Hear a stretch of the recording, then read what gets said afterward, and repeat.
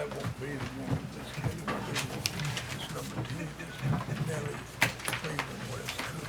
This is the first name. Rolling. The schedule, when I saw that hand, everybody said, All right, I'd like to call the July 9th meeting of the Macon County Board of Commissioners to order. And I'd like to see all of you in attendance. A lot of new faces out there and some regulars, but we appreciate you coming and showing an interest in what we have going on with the county. So with that being said, let's roll right into announcements. Any announcements? Yes, sir, Mr. Chairman. Received the email. The town of Franklin has scheduled a joint meeting with the town of Highlands and Macon County Board of Commissioners. That meeting has been set for Tuesday, July 30th, 6 o'clock p.m. at the Franklin Fire Department. So after tonight's meeting, if We need to adjourn or recess. recess, yes, sir. Joint meeting at Franklin FD. 6 p.m., yes, sir.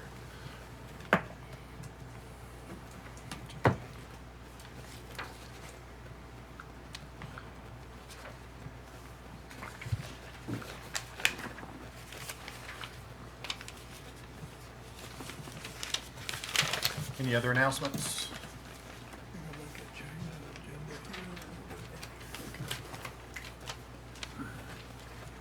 Crickets, quiet. All right. Let's all rise, observe a moment of silence, and I'm going to ask our Finance Director, Ms. Lori Hall, to lead us into pledge tonight.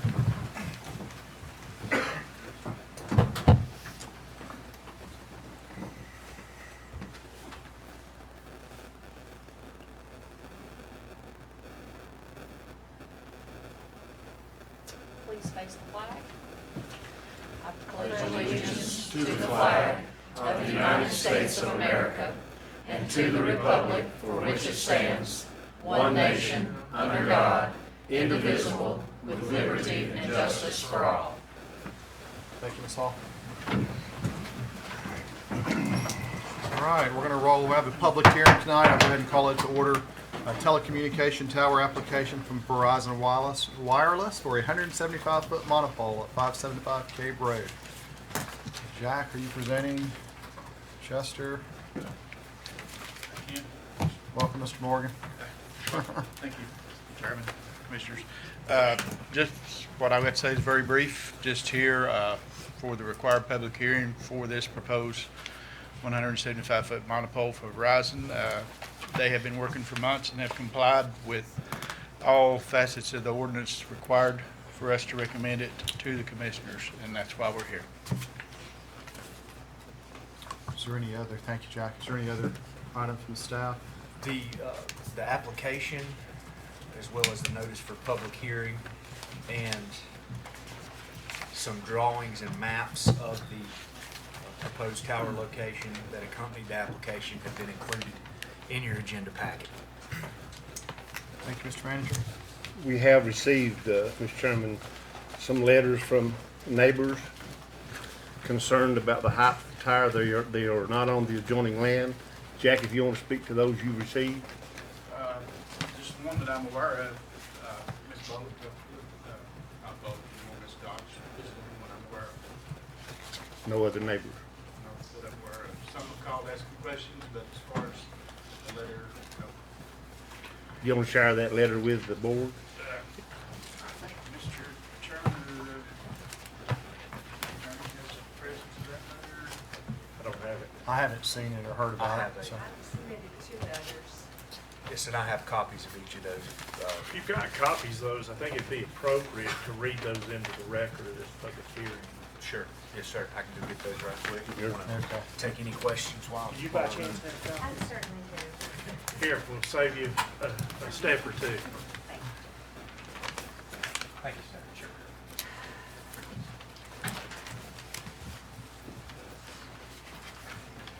This is a quasi judicial hearing, and so Is this the one that we Derek's need to make sure the record's complete. Yes. You can go ahead and read it if you like to, just so it's in the Yes. record. Yeah. Excuse me, sir. My name is James Locan. I represent Verizon Wireless. Okay. Does the board need to vote to go into public hearing? He's declared the public Declare it hearing open. That's all I want to know. Thank you very much.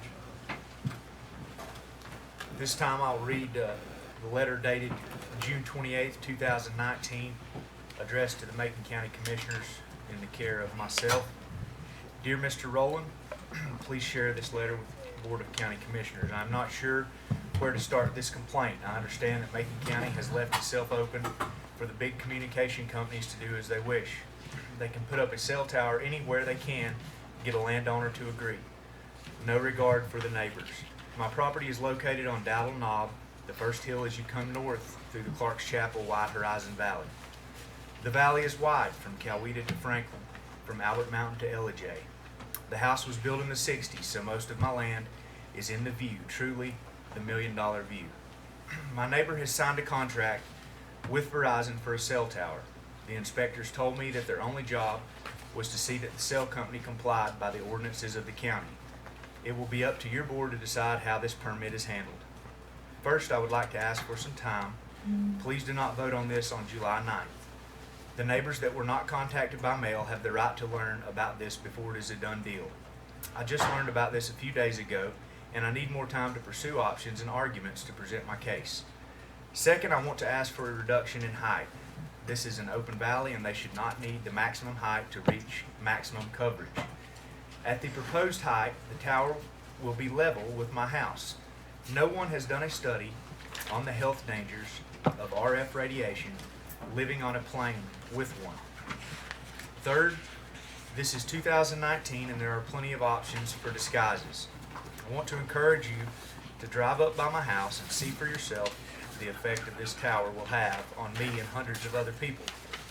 There's no need to call ahead. When you have a minute, please drive up and see for yourself. It will help you have a more informed vote. From the roundabout at Walmart, take the Dowdle Mountain Road. First road on the left is CR Cave Road. My property is the first road on the right, 267 CR Cave Road. Go straight up the hill. The hill is in good shape. I'm begging for your help with this matter. Best regards, Elizabeth Diane Dodge. Second letter, addressed July 10th, 2019. Board of County Commissioners, 5 West Main Street. Dear Macon County Commissioners, no one will argue against our need for cell towers. Everyone can argue that they are eyesores that painfully stick out and ruin our landscapes. They ruin property values. Regarding the proposed cell tower on Roseanne Bradley's property, has there been a study on exactly how many people will benefit? Does a cell tower deliver high-speed internet, and exactly whom will get it? Why does the tower across the valley not service the whole valley? The trees are only about 60 to 80 feet high. Why are they asking for 175 feet? How many other sites were considered? From the proposed site, we floated a weather balloon up 175 feet so we could have an idea what the finished product would look like. I almost fainted. There was no way to get a good picture. The pictures I am including are marked with a red pen to enhance location. I am willing to repeat this experiment if you would like to see for themselves the impact this tower will have. Once again, I am begging you, if you must vote on this proposal, you will make them lay out the benefits. You will make them prove the need for the required height they are asking for. They must be required to disguise it in the most modern way possible, with guarantees they will maintain the decoration over the years. Absolutely no light on the tower. Also, I would like for you to add a provision to require them to remove the tower when the lease is no longer active or when the company has quit using the tower for transmissions. Best regards, Diane Dodge. Thank you, Mr. Manager. Is there someone here from representing Verizon that would like to address the board? Yes. Can you state your name for the record, please? Sure. Yes, sir. Come on up. Thank you. Good afternoon, good evening. My name is Jim LePan. I am a zoning specialist. I'm employed by Falk and Foster. We have been engaged by Verizon Wireless to do zoning work for them in this region. And so tonight, that's my intention, is to go through this application and kind of flesh out a little bit, not to take all your whole night, but to flesh out a little bit as how we have complied. I have sometimes looked at zoning and zoning laws as if you live out in the middle of the desert somewhere and your next door neighbor wants to put up a cow, a slaughterhouse, it's maybe no big deal to you because it's 6 miles away from you and you're nowhere near. When you start people getting closer, like they have here on this mountain, then the laws become very important. And so the only thing an applicant can do is to go through the laws and to say, what do we have to prove and what do we have to establish in order to, under the law that you guys have passed, what do we have to do in order to build this tower? So that's what we've done. We prepared an ordinance compliance statement that is in your package, in which we took each and every section of the ordinance and then right after that section indicated how we had proven that. And so, I'm sure that you've had a chance to take a look at it, but these are drawings that are submitted that are designed by engineers that are licensed in the state of North Carolina, and we have not only submitted in the general plans, but we have also submitted a specific tower design of the actual tower, of how the metal will be designed for each and every foot of it. And so this is not a typical thing that we provide, but we did provide it here at the request of the jurisdiction. So we've established that this is going to be a tower that's going to, and it's all designed by engineers. It's very safe. One of the elements that was just mentioned as a concern of one of the neighbors is the radiation of the generation of radiation from the business end of the antenna.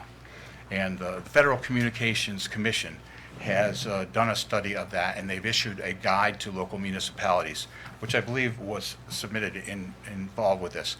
And what they have found is that unless people are going to be on a continual basis within 10 meters of the business end of that antenna, then there's no concern and there's no reason to even look any further, that our tower would be categorically excluded. So in this case, we're not within 10 meters, 33 feet or whatever, of where anybody is going to be standing or sitting or whatever, and so therefore, under the guidance of the Federal Communications Commission, this issue is categorically excluded. I can say that under federal law, they've taken away the right of any local group, any county or city or village anywhere in the United States to deny an application on the basis of that transmission. But I want to say that we have done that study and nobody's in danger here. In addition, the look of the tower, it's going to be a standard tower with the galvanized steel and with the regular antennas, and it's not going to be lighted. It's going to have a safe enclosure at the base where nobody is going to be able to climb on it. It's going to be a fence, a chain link fence with barbed wire on the top, and so it's going to be very safe. No one's going to be able to get in and climb up on it or anything else like that. So it's a safe matter. We have one of the issues about safety is where's that tower going to fall, and we have included in our plans that we are going to comply with that Verizon is actually leasing the entire area. If it fell like a tree, which they don't fall over very much, but if it fell over like a tree, we have leased, or we have an easement for that entire area where it would fall over, so no one can put a building or a structure, no one can be in danger of that. And in addition, we also have shown on our drawings that we have a clearance of 200 feet, which is a second ring around the outside there to comply with the ordinance. So far as safety goes, you can't get on it, it can't be affected by radiation. If it falls over, you're not going to get hurt. And that first providers typically are they're often talking on cell phones, and that's an issue that's very, very important. The Federal Communications Commission has indicated that over 70% of 911 calls are made on cell phones. So when you think of when your sister has a heart attack or this or that, if you've got a good coverage from your cell tower, everybody's a lot safer, a lot better off. Same thing with a crime in process or something like that. So it adds to the safety of the area.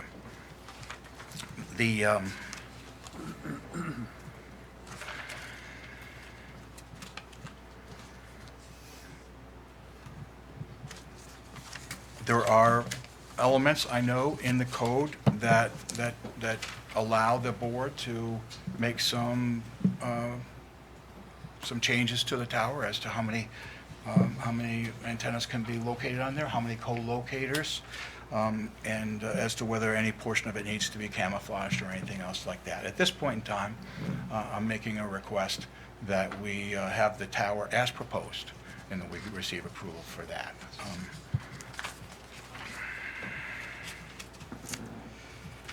It's not going to be any danger to any airplanes or anything like that, and I'm glad to answer. That basically is how the details of how we have complied with the ordinance.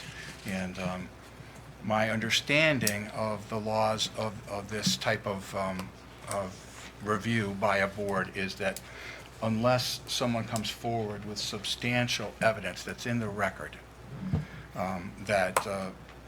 that's if there was going to be a denial, that there would have to be based on a substantial evidence that's presented, not an opinion, not a concern, not a someone concerning they don't want it there or things like that, but actual evidence has to be presented tonight. Like we've submitted a lot of evidence, the materials and forms and maps and drawings and engineering and all that sort of stuff. So anything like that would have to be submitted at this meeting if the board was going to rely on it to deny. So I'd be glad to answer any questions or come back later and discuss any portion of this application. Any questions, Mr. LePan? I had one. Go ahead, Commissioner Schultz. Jack, when we first worked on this ordinance about the tower, was it 150 feet or 175? That was maximum at that time. And so it went above the tree level. Depends on where you are, I guess. Right. At the tree level, but that's the maximum height allowed in Macon County, is 175. And I guess the question I would have, it's happened within our county. What if you choose, I'm gonna use a word that's probably not in your vocabulary. What if it becomes a dead tower? You choose not to work with it anymore. Oh, no, I understand that very fully, okay. because many ordinances have provisions in there that require Verizon Wireless to remove the tower within a certain length of time. So I'm sorry, I didn't mean to interrupt you, but is that your concern? Right, because we have some, I'm gonna say, dead towers that's are non-functioning Right. at this time in our county. And I think I'm right in this, Jack, you may want to help me about Rainbow Springs. There was one group bought it, then they sold it to another group, but it's still dead, is that right? It's not, that was a different order. Okay. So you, I guess, I see a lot of people maybe benefiting from this, but then again, the company Verizon can come in and decide we're no longer a service provider. Right, Is we that don't know, correct? 15 years from now, what's going to be technology, and what, we don't know what they're, the things have changed so much, we don't really know. If you want to, I'm not Verizon, but I can say that in other jurisdictions, they agree, and I get letters certifying it, that if we receive notice from the municipality that they're saying that our our tower is not in use, it's been abandoned, and they give us notice that they want it removed within 6 months or something like that, they have agreed to that, you know, on other sites with no problem. That way you're not having a defunct dinosaur tower still affecting people's views and that sort of thing. So if you wanted to make that a condition of the approval, then certainly I would recommend that to Verizon with no problems. Is that in that ordinance that they move it? It's not in there, is it? We've had a little trouble with cell towers. We had one for 5 years, we sat in there empty, that the people stood just like you're standing in front of us now, saying how wonderful it's gonna be, how many people it's gonna serve, and how cell phones is wonderful. We're sitting there empty, I understand. and we expedited that application to help those folks. Right. So, what makes us think you're not gonna do the same thing? Well, as I stand here right now, I can tell you, I have no idea what the building plan is, when they're gonna do things, how things are gonna change. There's So so you don't know many. if they're gonna put anything on it or not? Well, I'm Well- sure they are. I'm sure they are. Let me interject here. This ordinance, if they've not started, then the permit ceases. What's the They've time, not what's the started time in 6 frame? months. They've not completed in 2 years. I'm talking about the service that goes on the tower, not the tower. Oh, they'll build the tower. Are they gonna put anything on it to service the population that's needed to service? They don't say nothing about that in there. They don't. May I ask a question? On the one that you have the problem with, was that built by what's called build-to-suit contractor, or was it done by one of the actual providers It like was a Sprint? tower company. It was a tower company, but it Like- wasn't, like a Pegasus, and they Right. would build it, but the Pegasus built the tower, and the Verizons never came and put anything on it. right, So right, you had the tower company that built that tower, and that's who's paying the lease. yeah, But the cell phone provider that makes the tower right, more than a tower right. had never They put never, any equipment never, on it. yeah. Well, this is different story, and is that Verizon is the applicant. Verizon is the one who wants the antennas and the service, and they're the applicant. So I can't say for sure, 5 years from now, what's gonna happen, if they're gonna change the pattern of growth, or what's gonna happen, I don't know about that. But I can say that this is different than a tower company building a spec tower, and they never had a lease for it or whatever. This is not a Do you think speculative they tower. would be open to putting a disguise on the tower? I think that would solve the problem. If they, you know, all we got here, the biggest thing we got is what we look at every day. I would certainly recommend it to them, sir. Absolutely, I And would that would recommend take it to how them. long?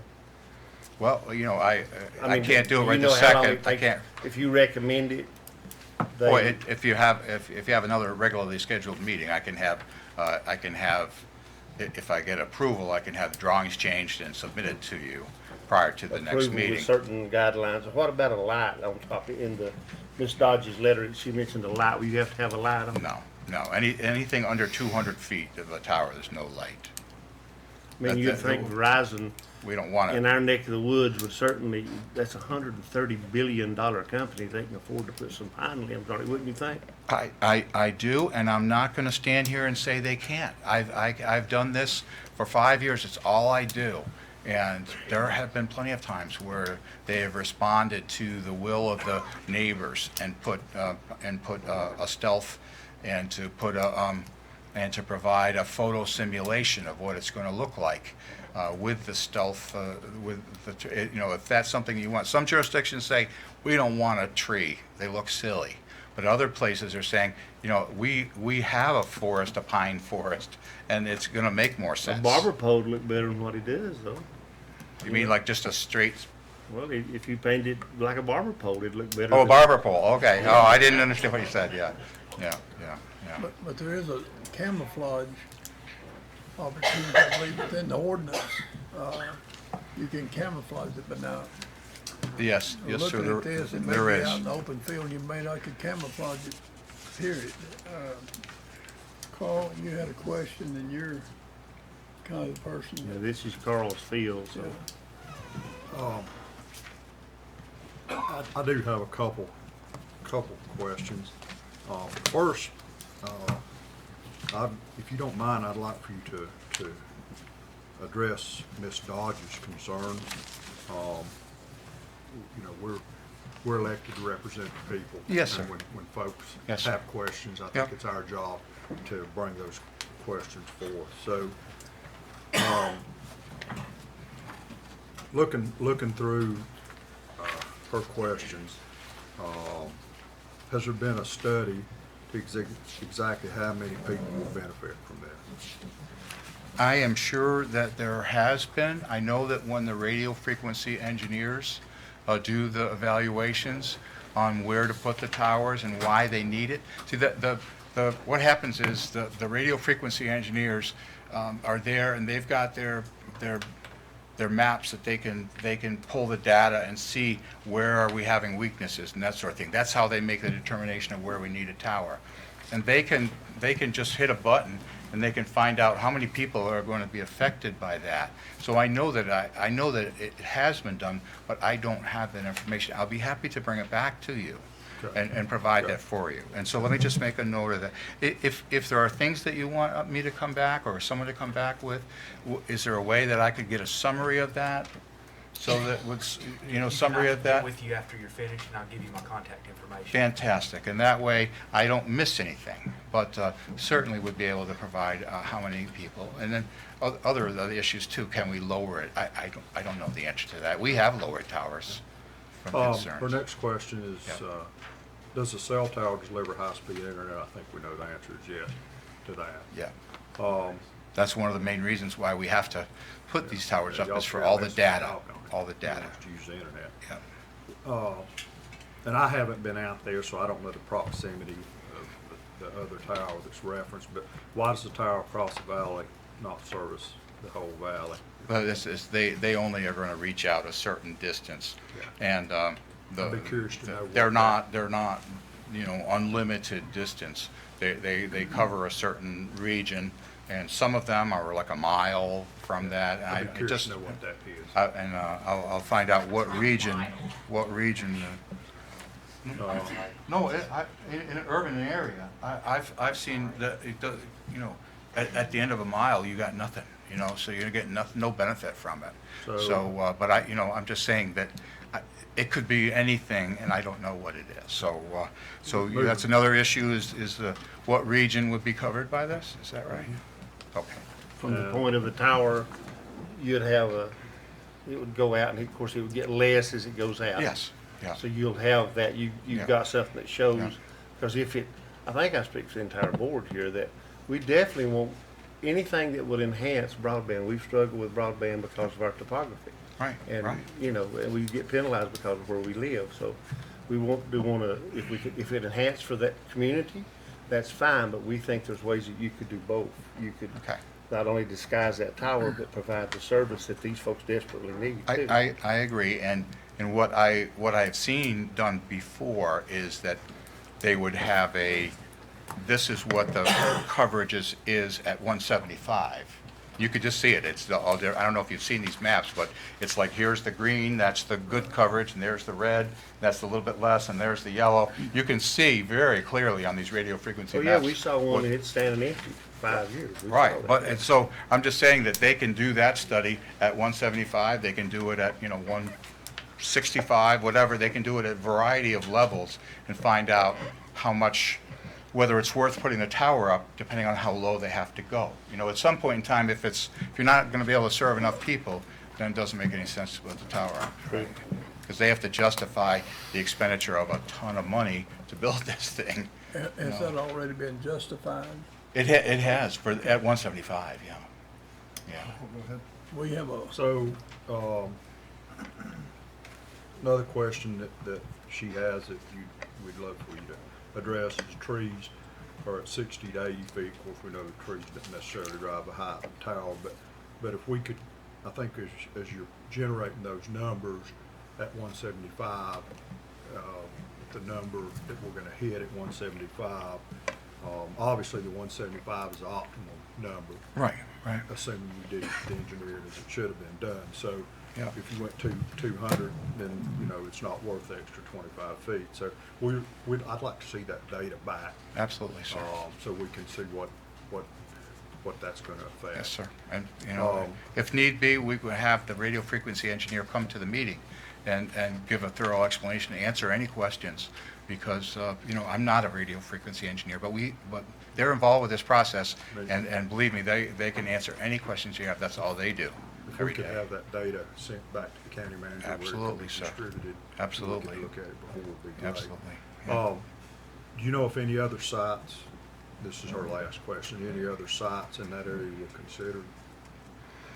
You know, that's not my aspect of it, but I can just say typically how it works is the radio frequency guy draws a circle on a map and says, I need one in this region. And then a different person than me goes, they're the site acquisition contractor, and they go and talk to all the neighbors and ask them whether they're willing to do it. And in that case, it has to be, you have to be able to build on the site. It has to be able to be approved by zoning, and you have to be able to come to an agreement on the number with the person. Sometimes we have a great site and somebody wants $12,000 a month, and it's like, well, that's not possible. Yep. Go ahead. Will there be a generator on this site? Yes, there usually is always an emergency generator. Okay. And we'd like to see the specs on that generator. Sure. No problem. So, do you I'm not have sure a- if they may be in the, but we'll get you a spec sheet and all the details of where they're usually diesel generators, where the diesel What we'd fuel really is like gonna to know be, is and what's the noise impact? the noise impact, yeah, okay. And Mr. LePayne, while you're Yes. writing down, I think I heard, make sure I heard you right, that within the completion of the tower, it's usually about 6 months until it's activated and operational. Did you say that, or did No, I make that I up? didn't say that, but it's hard to know. I can't tell you. Can you What ask that happens is, question? there's a Verizon real estate, and then there's a Verizon construction. And I work for the Verizon real estate. Mm-hmm. They have certain deadlines they've got to hit. So let's say that we were to get this approval next month, then the Verizon real estate says, okay, construction guys, ready for you now. And then they're gonna put it on their list. Well, we and- know we got 6 months to put the tower up. The question would be, They is need that- to start it within 6 Yes. months. Or they need to get a building permit within Yeah. 6 months and get an inspection. Be So from the time after the the county- tower is up, our question would be, how long then is it till we can provide service to the citizens of that area? Oh, yeah. In a Well, very yeah. well disguised cell tower. Yeah, yeah, That's okay. all we want. Okay. And just, this isn't your current question, but I will ask them about the removal of what they're willing to do for the removal of a tower that's no longer in use. Yeah. Right. Okay. I think that's important. Yeah, okay.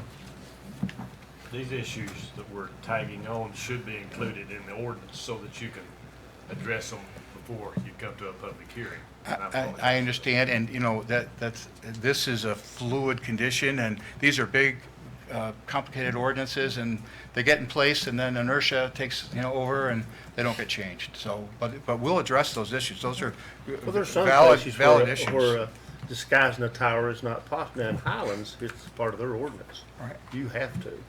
But there's places that that they own a large tract of land, and it's behind it, and it's never a problem. But when it's in a view line, or next, where it butts up to government land, it's usually not a problem. But when it's in a view site, because these people pay the taxes same as they're sitting on the beach. Carl, do you have another question? One more. Okay. No, go ahead. Two more, actually. So, make sure I understand, obviously Verizon, or a contractor for Verizon, has done a study, and they've determined that a 170-foot tower is going to be financially Yes. feasible to do at Yes. that site. It's justified, yep. It's Financially justified, yep. But beyond that, there's been no approval to actually put radios on that tower and turn it on. Well, no, I wouldn't say it that way. I would say that whenever they're going to go to the extent of moving forward with this whole process and having the drawings done, having the zoning done and all that sort of stuff, that's a tower they have determined they want in their system. And they want it done by they want the zoning done by a certain date because they want that in their system. That's a weakness in the network. Okay. And that's why I'm never worried about proving that we need it, because it's never going to get to this place where I'm standing in front of you unless they really need it. So Do you know if there are any other sites in Macon County that's currently under evaluation? I don't know. I don't know. Okay. Chester, would this, is this application from Verizon, or who's this gonna be in the name of? Verizon Wireless, or is it gonna be in their name? Yeah, it is my understanding it is on behalf of Verizon Wireless, I believe a company by the name of Cellco. Right. The actual It's a name of the subsidiary or- Verizon Wireless is they're doing business as I think it's I don't want to say it on the record because I'm not sure of it exactly It without is looking in at the it. paperwork, But yeah. it's like Cellco Limited Partnership. Yes. They're the actual named company but they're doing business as Verizon Wireless all over this region. They don't go by any other name. So Okay. if you're talking about Verizon Wireless, it's that company. So it's not a third-party tower? Oh, no, sir. No, sir. This is a Verizon tower. I would say this, is that, I don't want to interrupt you, but I want to say that there's another individual here that wanted to give his concerns. And I don't want to come with all of this lady's concerns and then come back and then he's got other concerns that we haven't addressed. So I just want to mention that to you before. I appreciate you. But I can say this, is that based on your questions, that, and all the issues I don't know the answer to, that I'm going to ask after this fellow speaks, I'm going to ask that this matter be put off to the next regular scheduled meeting, so that for purposes of us answering your questions and perhaps providing additional testimony here, people that come and tell you the real story of it, Mr. Chairman, Chester, at go the ahead. appropriate Yep. time, I'd like to interject. a Go few ahead. Matters.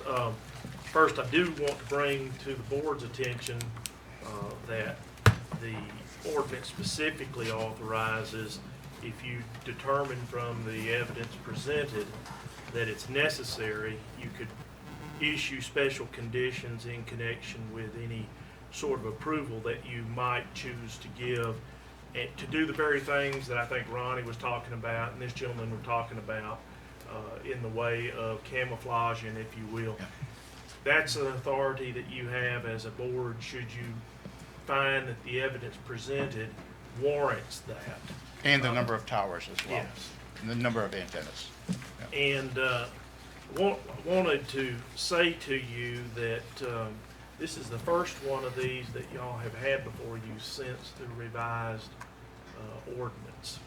And as you may or may not recall, the state of North Carolina, I think in response to some federal requirements, basically took a lot of the decision-making authority away from local government and made some of those decisions for us by policy.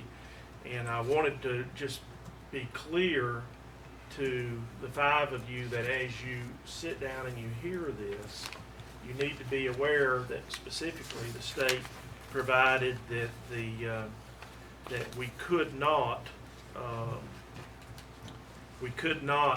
put anything in our ordinance that would authorize the county to require information on or evaluate an applicant's business decisions about its design service, customer demand for its service, or quality of its service to or from a particular area or site, or to authorize the county to require information that concerns the specific need for the wireless support structure, including if the services to be provided from the wireless support structure is to add additional wireless coverage or additional wireless capacity, and to authorize the county to require proprietary, confidential, or other business information to justify the needs for the new wireless support structure, including propagation maps and telecommunication traffic studies.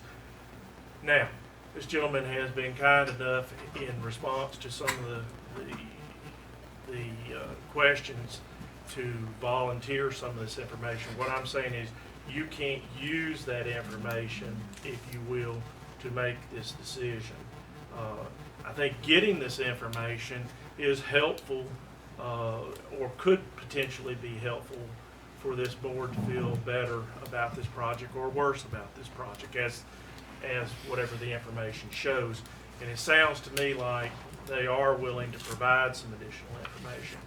Now, I will say this, though. If you're going to wait and get additional information, you will need to continue at the close of this,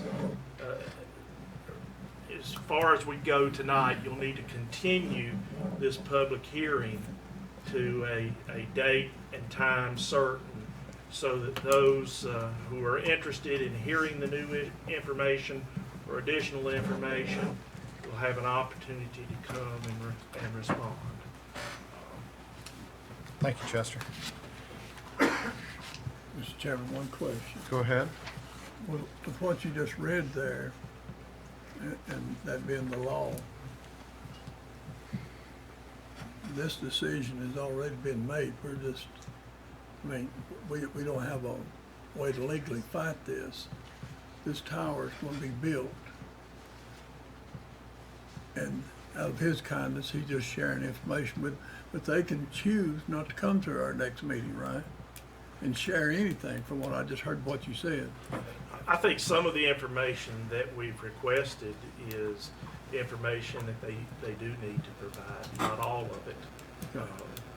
But I think they understand the business end of it, that if they can put some of your concerns to rest, that they probably would want to do that. Absolutely. Well, see, this is something in the mountains we've struggled with for a long time. It's called the strongest lobby they are. That's the reason what Chester just read is they have the strongest lobby out there. And when it comes to a mountainous area like we live in, we get penalized because they look up there and they say, well, if it don't service 450 people, then we're not going to do it. See that, and some of us feel that's not fair to our folks that live here every day because they're getting penalized where they live. And so, but I think Verizon, with your help, will see through that and we'll work it out. Absolutely, sir. Any further questions, Mr. LePan? All right, thank you. We may have further, so. I'll be glad to answer any further questions. All right, I've had, we had 2 sign-up sheets tonight. We had one for this telecommunications tower, then we have another one for public comment. I think we've got a little confusion just based upon that. So Bob, I saw your one. I'm gonna move you over to public comment.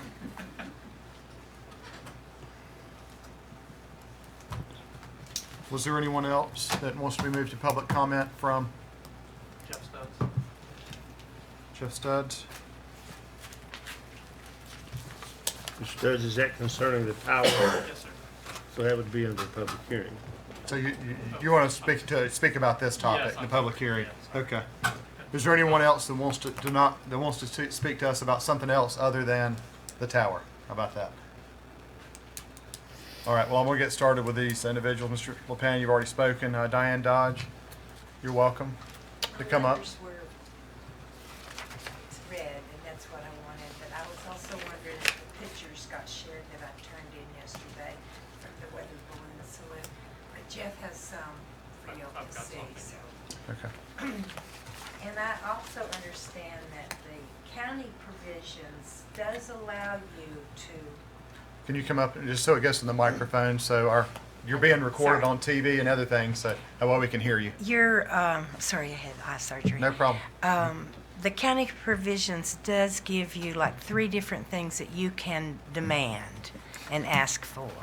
And just because they want 175 feet, maybe that's one of the things that they can prove to you that they have to have it.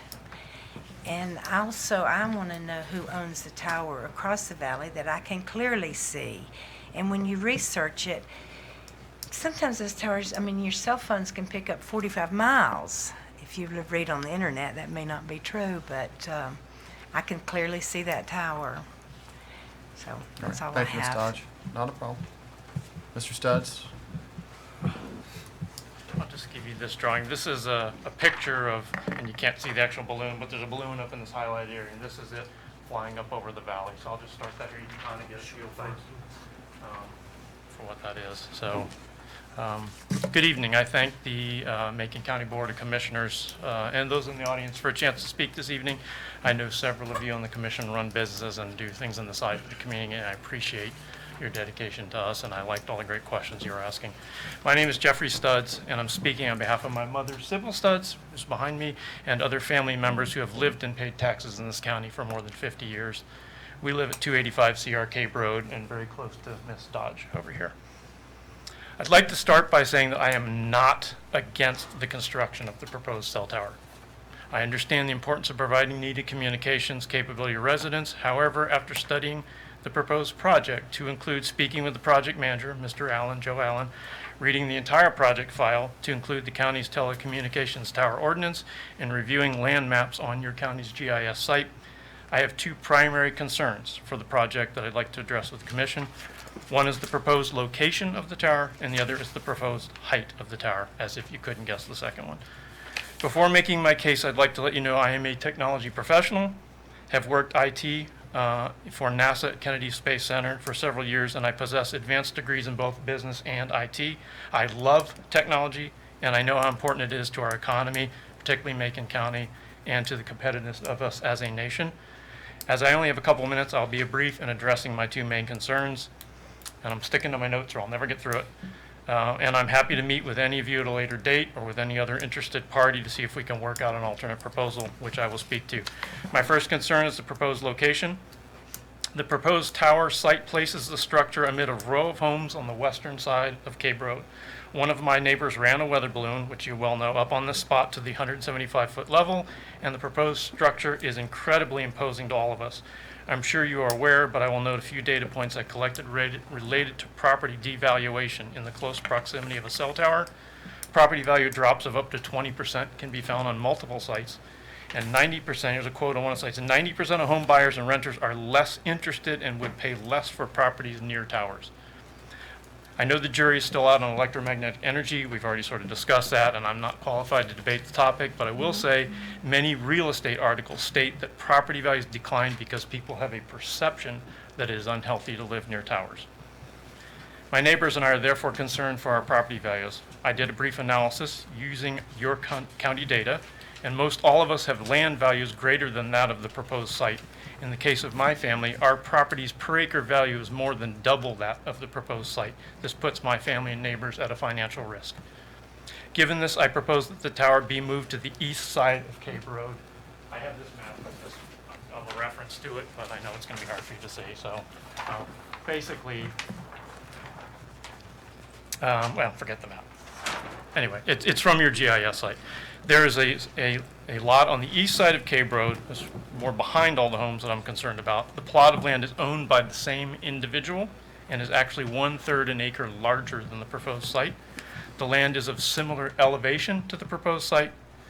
The current owner, Miss Roseanne Bradley, will still be able to earn the site lease revenue that she seeks.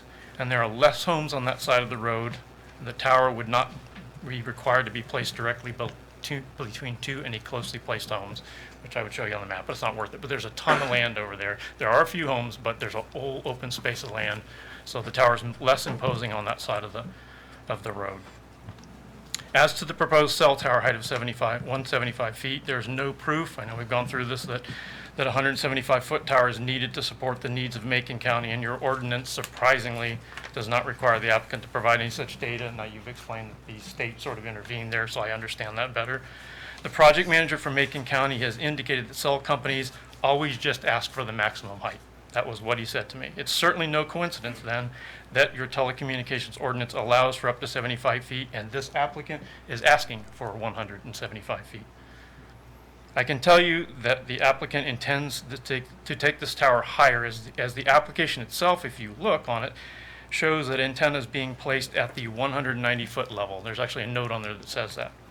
In addition, your ordinance seems to allow for minor modifications to the towers as long as they remain under 20 feet. So this drives the tower closer to 200 feet, a ridiculous structure given the close proximity of homes.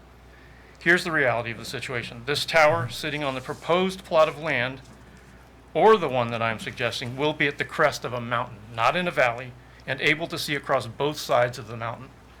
This eliminates the need for greater height.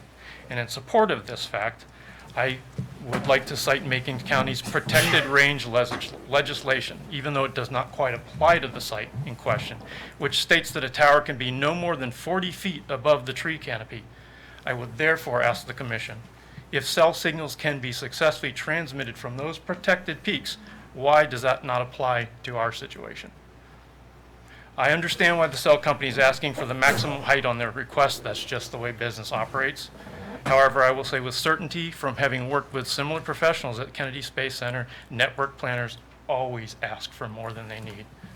And evidence of that are towers that never get used or abandoned a few years later. They always ask for more than they need because they can ramp network up quickly that way. I don't think that's a justifiable reason for Macon County to rubber stamp this practice in the county. We're ruining the landscape if we don't take height into consideration. In closing, I ask the Commission to make use of the language drafted in Section B on page 11 of the ordinance, which we just referred to, which states, the Board of Commissioners shall have the authority to require special conditions in order to make the wireless support structure more compatible with surrounding properties. Two such important conditions are camouflaging the structure, which we talked about, and eliminating the requirement of additional spaces for co-location, meaning less antennas, which allows for the tower height to be lowered. Yes, there's less rental space for them, but it's less of an impact on our community, and Verizon still gets their network. The Commission has the ability to make the right decision here and still satisfy the project objectives. The plan I have proposed still allows for the cell company to erect a tower and expand its network, the citizens of Macon County to receive better access to communication services. Mrs. Bradley will still be able to generate lease income from her land, and the homeowners in close proximity, those of us included and others that I know about, in close proximity to the tower, have the ability to protect our property values. Good evening, and thank you very much for your time. Thank you, Mr. Stubbs. Mr. Sutton, welcome. My name is Chuck Sutton. I'm a resident of the Clark's Chapel community with a view of the proposed cell tower site. I'm here to tell you that I don't want you to leave here tonight without hearing from a citizen of Macon County that supports the planned and deliberate development of the infrastructure it takes to operate in our society now. Just like power and sewer and water were important and still remain important to economic development and quality of life here in Macon County, so will cell service and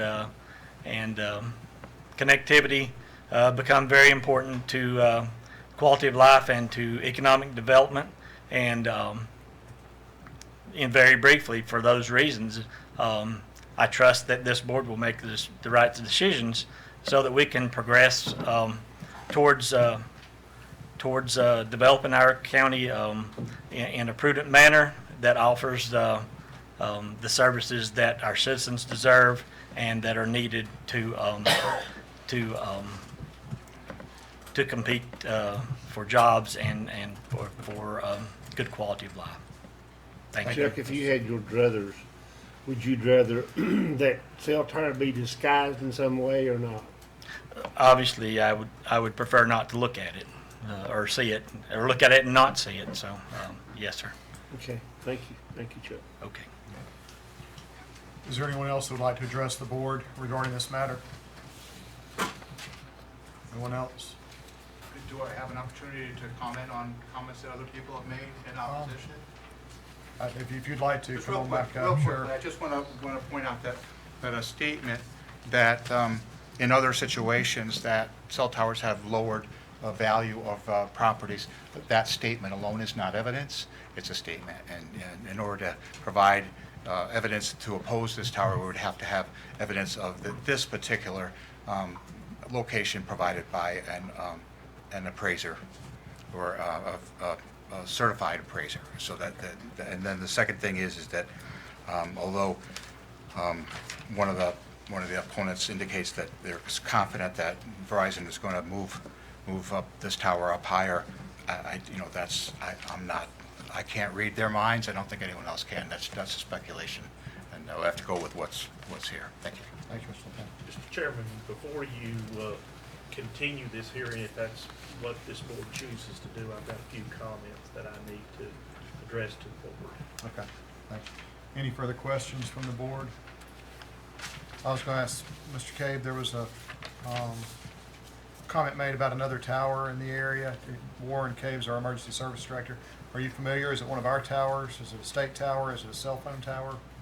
I would have to figure out exactly where they're talking about, but my guess is if it's to the south of the valley right there from Dallas, and it has a light on top of it, that would be the North Carolina tower, but I'm not sure exactly It's which on direction. Wide Horizon Drive under, White Horizon is just on top of the ridge there at White Horizon Drive behind, right across from the movie theater. yes.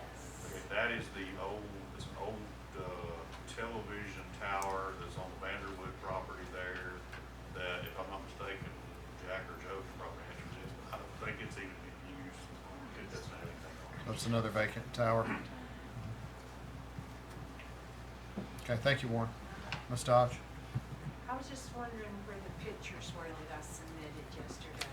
So photographs. I'll send it out to the board with the responses to the, or if it would be the desire of the chairman, I would go get them right now. I submitted what was submitted to me from the planning department with the agenda I package. had just taken some photographs, but if this, y'all don't need them, Mr. Let me Chairman, recommend in that regard, Go ahead. if there's additional evidence that somebody wants to submit, it needs to be submitted in the context of this hearing or the continuation of this hearing.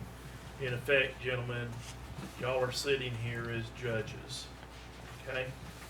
And you can't go and do investigations on your own while this hearing is being continued.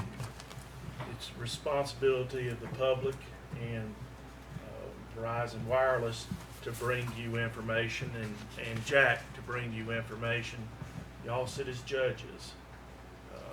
So any deliberations that you're going to do, any consideration of evidence that you're going to do, or information needs to come in the context of this hearing tonight or a continuation thereof. Ms. Dodge, who did you submit those pictures? Did you submit them? I brought him to the courthouse yesterday because I had eye surgery yesterday, so I thought I better get him in case I couldn't come tonight. They were just some photographs that we had taken of the area and of the weather balloon that we had floated. It's just unbelievable how big 175 feet I'm not is. sure. Let's just get filling to the board before you go. But I didn't know how you submit them, so it's fine. Is there any further comment from the public? Any further questions from the board?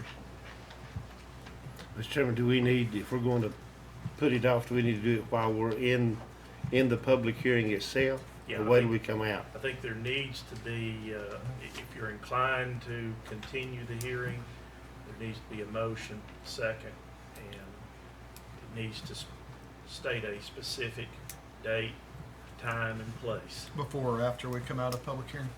I would do it while you're in the public hearing, because you're not going to end the public hearing.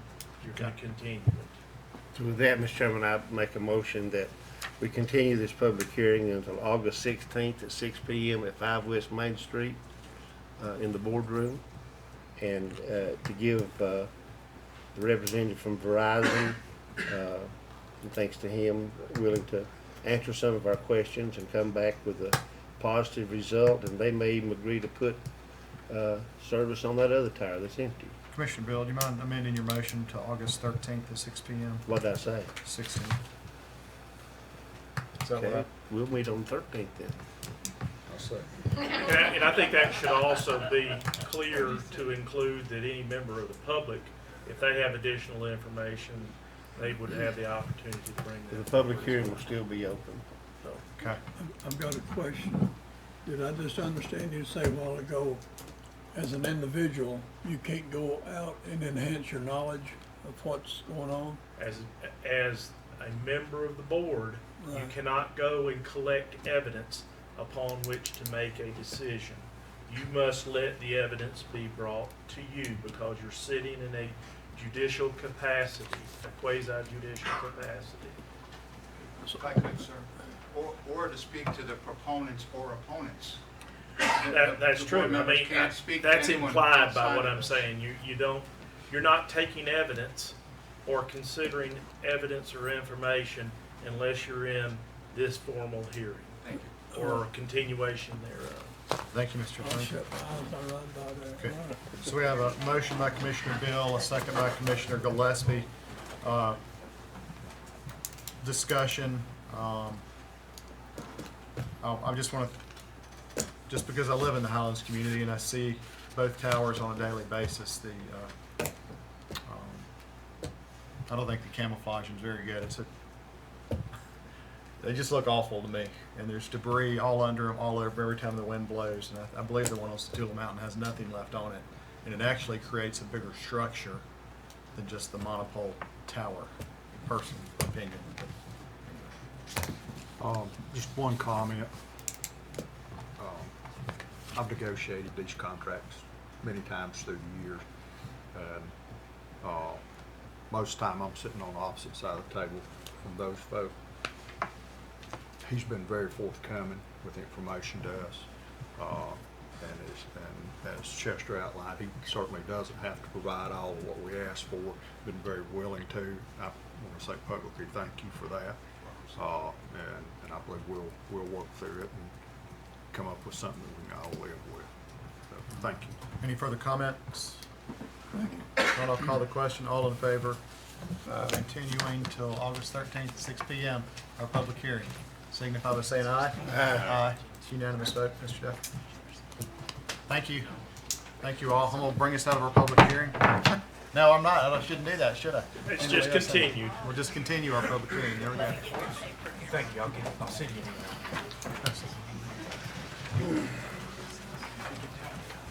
All right, we're going to move into, let the crowd move out.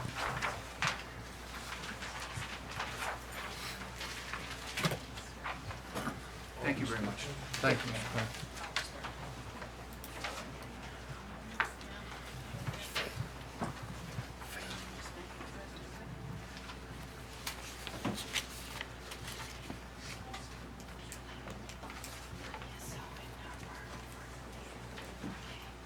Appreciate it. Sure, thank you.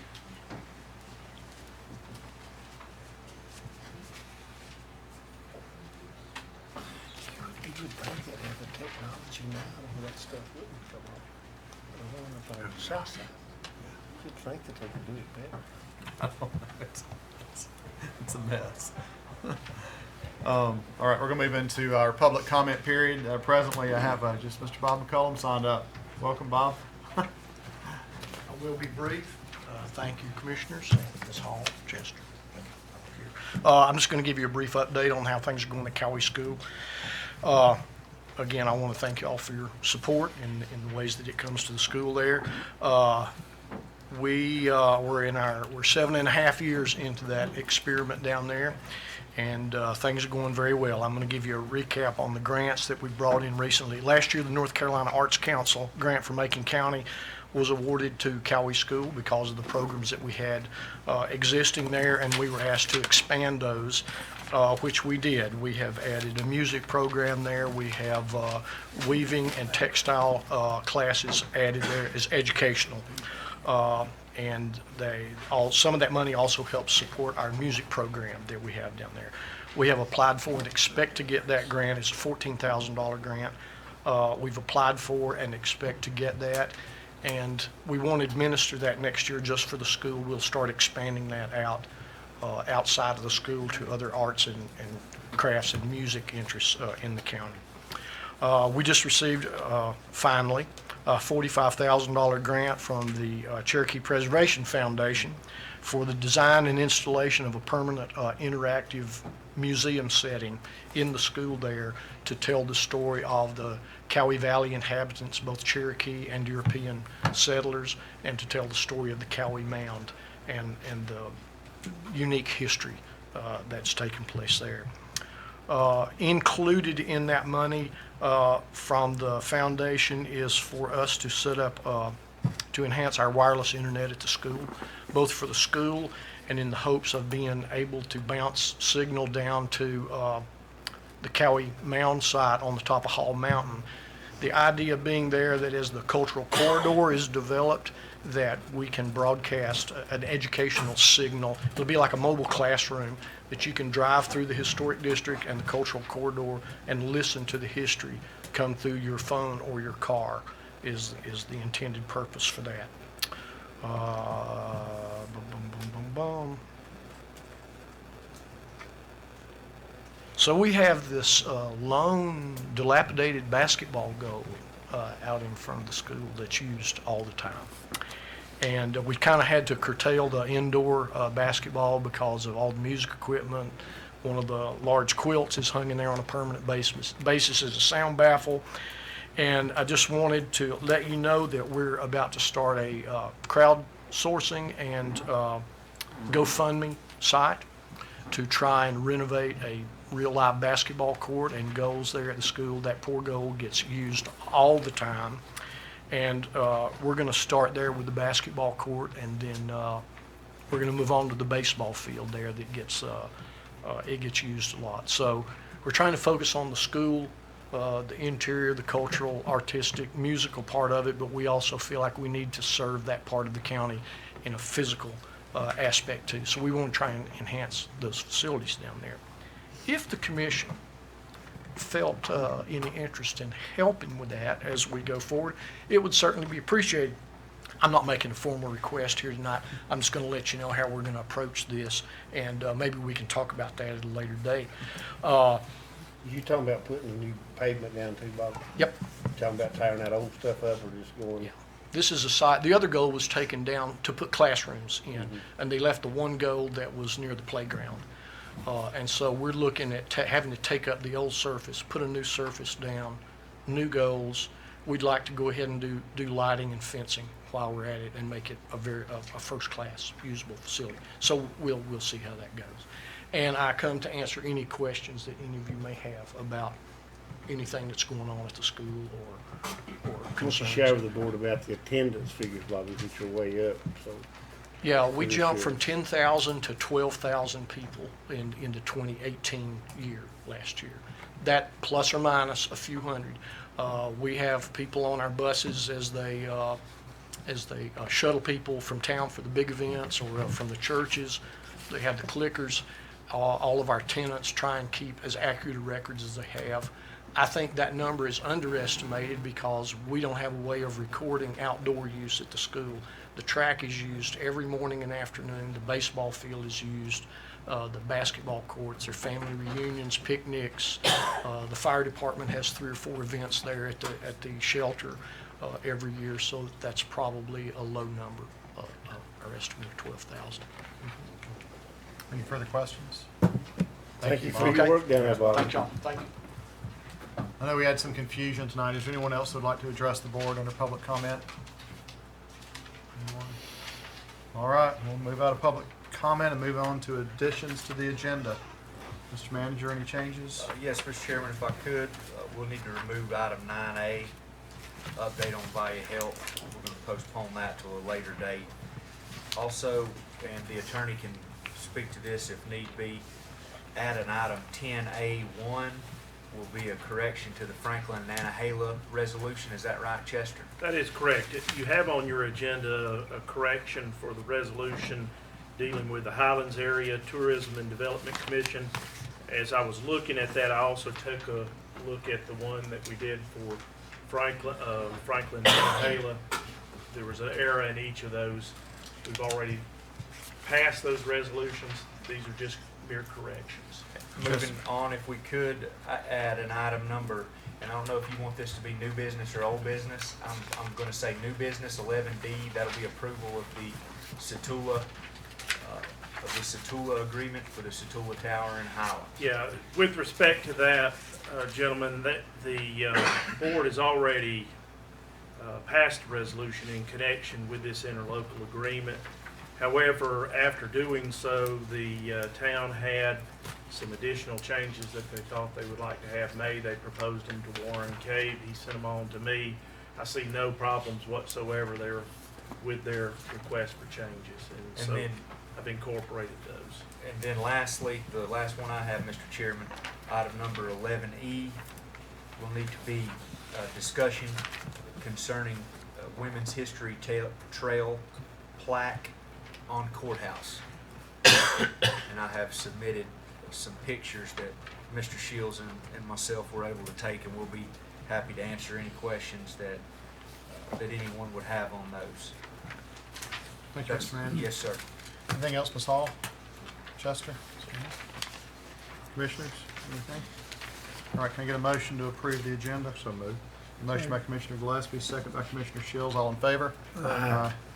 All right, moving on to reports and presentations. Ms. Sarah Thompson, Executive Director of the Southwestern Commission, with her annual report. Welcome. Happy to have you here. Thank you. Thank you. It's good to be here. Good evening. Well, every summer I come around and present our annual report to y'all. You should have it in front of you. Calendar year 2018. It's really just a snapshot of our work. It would be an entire book if we wrote about everything we do each year, because we touch a lot of different programs and citizens and projects. But we started doing these a few years ago to try to help folks understand a little better what the commission is. And I'm going to tell you a little bit about us tonight. Take any questions you might have. As you may know, we've been around since 1965. We were set up by joint resolution of all the local governments in the 7 western counties in the state. Haywood County West and 17 towns within are our members. Our board is made up of county commissioners and mayors. Commissioner Beal is on our executive committee as our second vice chair. Mayor Bond of Hayesville is our chairman this year. Mayor Smathers of Canton is our vice chair, and Commissioner Orr of Graham County is our treasurer. I hope y'all have received your invitation to our annual dinner this year. We're having it in your county, in Macon County, at the Bloomsma Barn on Monday, July 29th. Hope that y'all, as the host county, will attend and welcome our regional guests. That event usually draws around 150 people, mostly local government, elected officials and staff. Of course, we invite our state representatives who usually come, and then some nonprofit partners as well. So our next board meeting is September 23rd in Cherokee. Commissioner Beal usually comes to that, but it is open to any commissioners from the region who would like to come. And we always love to have you there. We serve dinner. How we're funded, we're mostly a pass-through agency for federal programs. We do collect local dues from y'all, so thank you for your contribution in this year's budget. We determine our local contributions are by 75 cents per capita, and that is with the towns removed, so you're not paying for your citizens twice. I believe in 2018 that was around $23,000. It may have gone up a tiny bit in this year's budget, but Macon County pays in the $23,000 to $25,000 a year range. Our local dues in the 7 counties raise approximately $160,000 in local dues, and we use those funds to leverage a $6 million budget, the vast majority of which is passed through to citizens in the region and programs.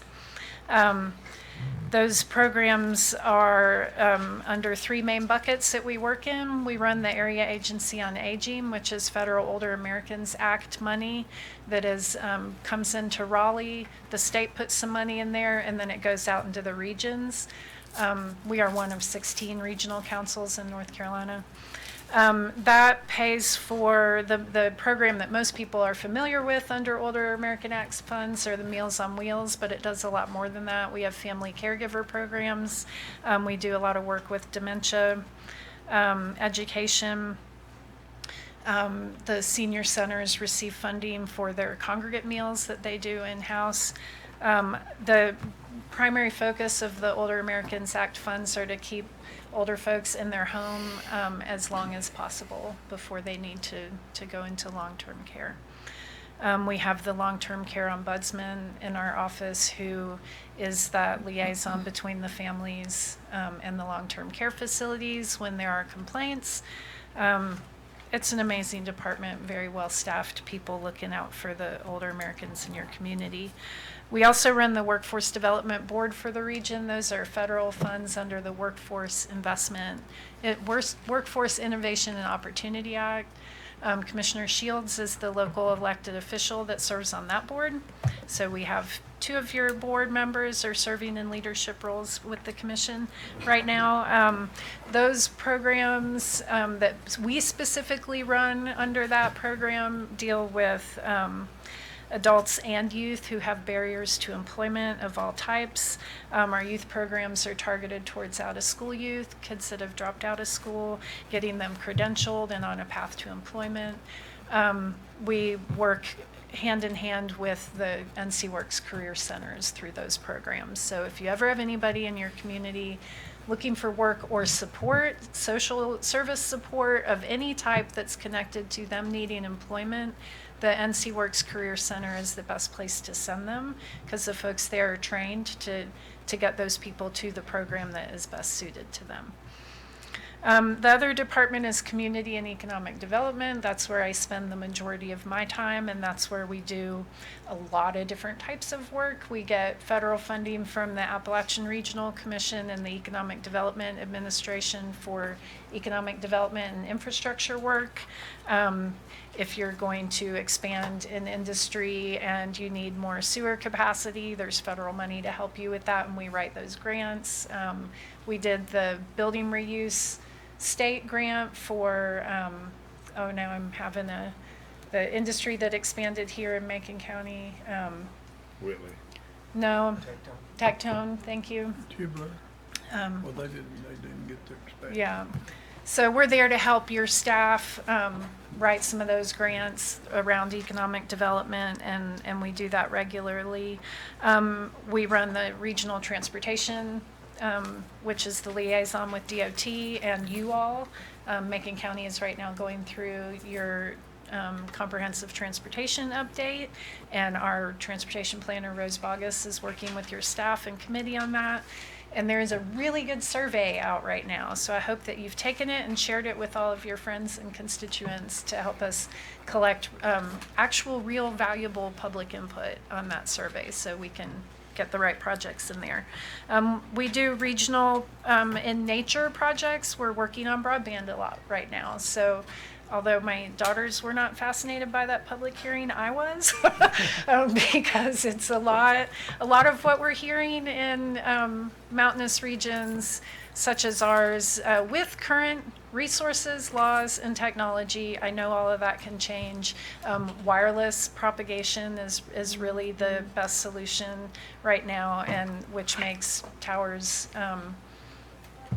interesting, essential pieces of our infrastructure for high-speed internet, which, as someone said tonight, is really important to our economy. Lastly, we administer the Mountain West Partnership, which is a regional partnership of economic development interests in the region that's been supported by the Commission now for several years. So I'll leave it at that. I know you have a lot more people to hear from tonight and things on your agenda. Are there any questions before I close? I believe you have 2 guests. I have 2 guests, my daughters Olive and Iris, my political consultants. Welcome, girl. I hope you promised them some ice cream or something. We're going out to Let's dinner get through in that. your town after this. Yeah, Yeah. okay. I told him this would be short, and I lied. Make her take you somewhere nice, girl. Mr. Chairman, as a member of the executive committee there, I can vouch for how hard the survey, and she has a wonderful staff of folks that have a lot of experience. Rose Bogus takes care of the RPO, and the Southwest Commission is much more than people think, and what they do to help. Not only that, she didn't get into the loans that we've made to businesses to help them along, but and for the very, very most part, they've really been beneficial to those folks, small businesses. So our Southwest Commission is alive and strong, and we do have one of the best COGs in the state, and that's thanks to her leadership and that staff that she has, so Thank you. you, thank you. Yes, I did forget to mention our revolving loan fund program, which loans to small businesses. We're also connected to other loan programs, so if your small business project doesn't fit with ours, we can connect you with one that it will fit with. Thank you. Thank you, Sarah. Good night. Thank you, Sarah.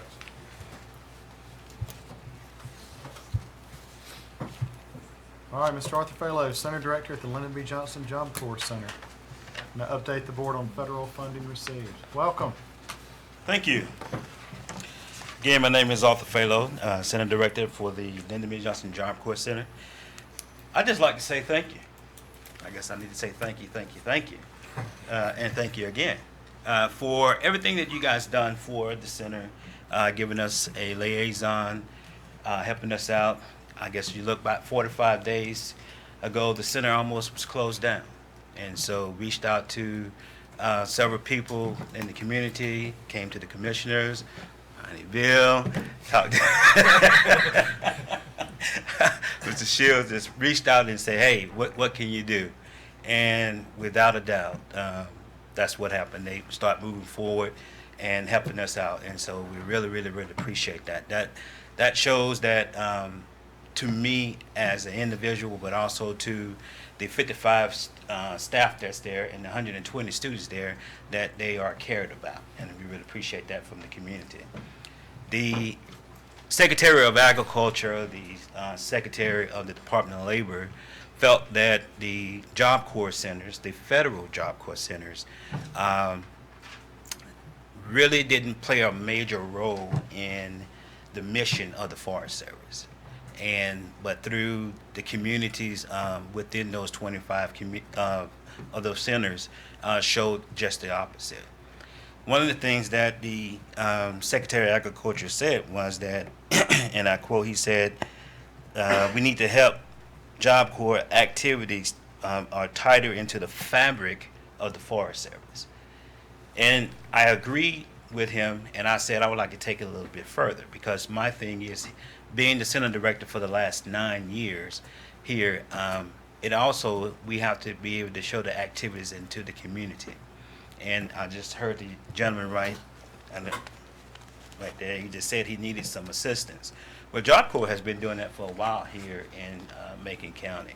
I can name several different projects that we've actually lended a hand to and saved the county, I could say, over a great number of money. And so that's what we're trying to do. We're trying to figure out these particular projects that we're actually doing something too to actually show our worth, I guess I would say, over the years. And it is going to be a thick booklet, because we started on it probably 2 weeks ago, and it plopped on my desk the other day. I was like, what is this? And they said, this is what we've done over the last 50 years. I said, oh, okay, we got to tailor this back just a little bit, because over the last 50 years, that's a lot of stuff to be able to show. But I said, what's current? What are the things that we have done current? And there's a lot of things that, from my perspective, that I say we've done current to be able to help the economy of Macon County. I look at one that wrote a grant in 2016, and I brought $300,000 to this community where that money is going to continue to flow through. I get another stipend here in 2020 to be able to carry this program too. That program is what we call the special use program, and we are actually reaching out to Western College out here to help some of those students to come to the Job Corps program, and not even being on the Job Corps program, to be able to get them a certification, to be able to get them a job with the U.S. Forest Service, to get them a job through Duke Energy, to get them a job through Western Utilities. We have a big partnership we're trying to do with Western Utilities. He was actually coming to the center and be able to give us some additional dollars. So those are the type of things that I say that we are trying to continue to do in the community, and those are the things in which we need to try to highlight. In 2016, there was a big fire here in Macon County, and we aided to that particular need of the Forest Service, i.e. showing that worth to the Forest Service. I have right now 10 students that are out fighting fires across the U.S. I have 10 students that right now in the special use program out across 12 12 students out of, in 5 regions actually helping out with special uses. Those particular dollars help come back into these particular communities. Partnering with SCC is some of the things that we actually been doing in the long run. Big project that we have and been working with the board here is our fiber, and we are moving forward with that. I went out and got a grant for $50,000 to be able to help bring fiber to LBJ over there. But not only that, that fiber is going to actually help the community also. So again, my goal here today is to say thank you for your support. Thank you for everything that you've done, and I'm hoping that you will continue to do, and how we can actually improve the relationship. Everything it's great right now, but everything has a room for improvement. And so those are my comments, unless you have any questions. I will say this as liaison to Director Falo. We had a discussion about, and we're going to move forward, Mr. Chairman, if the board recognizes the benefit, is having an agreement with LBJ and some of these students under the direction of the county manager can maybe be plugged in to some of our departments to get some real on-job training. There's a lot of departments inside the county that we think would be valuable, and also they would be a lot of help to some of these. Me and the county managers had that discussion, as me and Director Falo have, and so as we move forward, you'll certainly hear more about that program. And if you've never been to the Job Corps and met some of the students, I had the opportunity to speak to graduation, and if you get to know some of these students, it was just a bad decision that got corrected, and so we're glad to have our Job Corps in our community and what they do, and that 50-year book that Arthur was talking about, it may be this thick. So we know of a lot of the projects, and we've worked on that. So we appreciate the job that Mr. Falo do as director, and you can count that this Job Corps keeps its record dry. I guess that's worth saying, right? That's true. That is true. Yeah. I can say as an educator, former principal of Franklin High School, and I've told you this before, you've been a lifesaver for the maintenance and our facilities, athletic facilities, things like that. I want to say thank you. I've said that to you before, but I'll say it publicly. Yes, no, I appreciate it. What you've done here is in your group, and I hope we can continue with broadband. That's out there. Yeah. Yes. I tell you what, the struggle that we were having with the special use program that we have out there, really is going to require the broadband to happen, because the students are, I know the local school have iPads. We have iPads out there too, and that's a struggle to be able to work off of those, but not the proper. In the beginning of this project, the Department of Labor wasn't in agreement to funding $4,000 a month, and now actually we showed them what we are doing out there, and at the same time how it'll be actually almost a $900,000 savings a year because of what they're paying right now, which is ridiculous in the amount. Somebody else came in, looked at it, and said this was unreal. Who's second in charge said, why haven't you done this over 2 years ago? And so they agreed to pay the $4,000 a month now. So the rest of it is just kind of moving forward. So that's a positive. That's a positive for us out there. I say out there, but we still part of the community, right? When you say it's a struggle, you're being kind. Yeah. Those young people came from areas Yes. that cell phones and internet service is like taking a drink of water. Yes. When you go to your facility, it's a hardship. Yeah. And This is true. that is an educational arena out there. And we should keep fighting to make sure that you get your broadband service for those young people there. Yeah, appreciate that. Yeah. Just one positive, and I walked away. We had one young man to come through our special use program, and he went out to California and did his 4-month internship. And in that 4 month, he is actually now going to Yale University on a full scholarship. Wow. Because of that internship and what he's able to do. So he's going to the School of Forestry in Yale. and he starts August the 5th. And so we're going to be a big to-do. We're going to go out to the chief of the Forest Service. He's going to take a picture with him and all the good things. So I'll make sure I mention Macon County. Thank you, guys. Thank you, Arthur. Thanks, Arthur. All right. Item 10A, correction to resolution amending in part the bylaws for the, can we do both of these as one? I think we can. Highlands Area TDC and Franklin Area TDC. The documents are before you. In short, Thank you. there was an error made by me in naming the organization.